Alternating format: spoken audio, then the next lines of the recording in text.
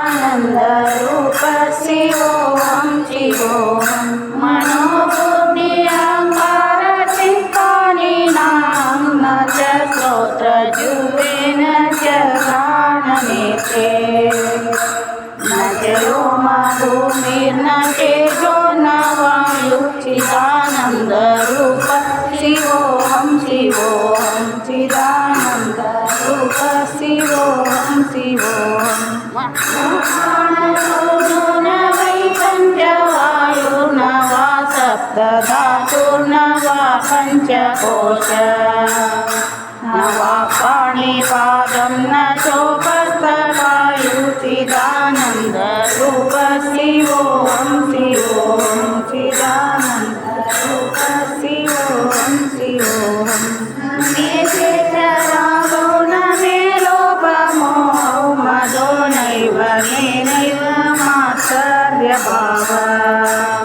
न धर्मो न चार्थो न कामो न मोक्षः चिदानन्दरूप शिवोऽहं शिवोऽहं चिदानन्दरूप शिवोऽहं शिवोऽहं न पुण्यं न पापं न सौख्यं न दुःखं न मन्त्रो न तीर्थं न वेदा न यज्ञः